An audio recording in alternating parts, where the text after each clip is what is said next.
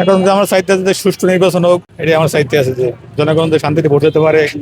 যে এমপি ছিল তিনি দীর্ঘদিনের এমপি ছিলেন এবং সেই আওয়ামী সময়ের একজন মন্ত্রী ছিলেন বেগম মতিয়া চৌধুরী। তিনি থাকাকালীন সময়েও আমার শেরপুর জেলায় আমি দেখিনি যে আসলে তেমন কোনো বড় ধরনের উন্নতি হয়েছে। আপনি দেখবেন শেরপুর জেলাটি কিন্তু একদম পাহাড়ের সাথে লাগানো এবং আমাদের জেলার 3টি উপজেলাতেই পাহাড়ের সাথে একদম। এবং আমরা বলতে পারি যে পাহাড় কিন্তু একটি জায়গা, যে জায়গা থেকে আমরা অনেক কিছু নিয়ে আসতে পারি। সেই ক্ষেত্রে অর্থনৈতিকভাবে কিন্তু পাহাড়কে আমরা সমৃদ্ধি করতে পারতাম, কিন্তু শেরপুরের পাহাড়কে আসলে সমৃদ্ধি করা হয়নি।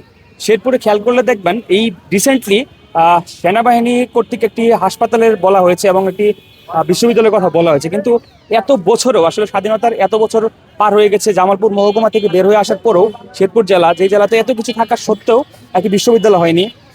একটি 250 শয্যা বিশিষ্ট একটি হাসপাতাল আছে, যে হাসপাতাল আসলে চিকিৎসার ভালো মান নেই বললে চলে। এবং সেখানে দেখা যায় কিছুদিন আগে আমাদের একটা ভাইরাল টপিক এসেছিল যে শেরপুরের হাসপাতালে গরু চলাচল করতেছে।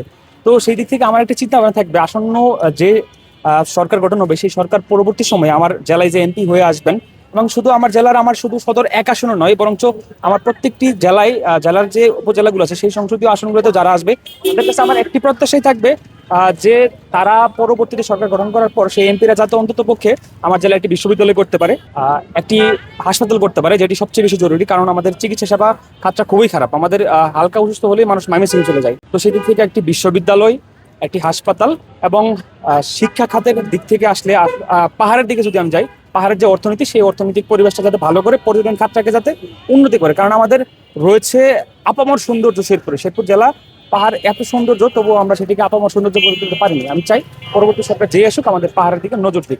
প্রথমত হচ্ছে এমপি হচ্ছে, সে যে এলাকার এমপি হচ্ছে সে এলাকার মানুষের সাথে তার সম্পর্ক ভালো আছে কিনা, সে এলাকার প্রবলেম বা সে এলাকার মানুষের প্রবলেমগুলো সে ভালোভাবে আইডেন্টিফাই করতে পারতেছে কিনা, সেটা হচ্ছে একটা। নাম্বার 2 হচ্ছে তার অনেস্টি বা ট্রান্সপারেন্সি, সে কি করে ব্যবসা করে বা সে কিভাবে তার ফাইন্যান্সটা করে, সেটা নিয়ে ট্রান্সপারেন্সি থাকা উচিত। আর 3 নাম্বার হচ্ছে তার প্রিভিয়াস রেকর্ড চেক করা উচিত। আসলে সে যেহেতু ওই এলাকায় এমপি হিসেবে দাঁড়াচ্ছে, সে সম্ভবত ওই এলাকাতেই অনেক দিন ধরে রয়েছে বা অনেক দিন ধরে ওখানে সার্ভিস দিচ্ছে। তো সে আগে কিরকম সার্ভিস দিয়েছে মানুষকে, সে যদি আগে এমপি হয়ে থাকে, তো এসব ক্ষেত্রে এসব বিবেচনা করে আসলে একজন এমপি প্রার্থীকে ভোট দেওয়া উচিত বা বিবেচনা করা উচিত আর কি।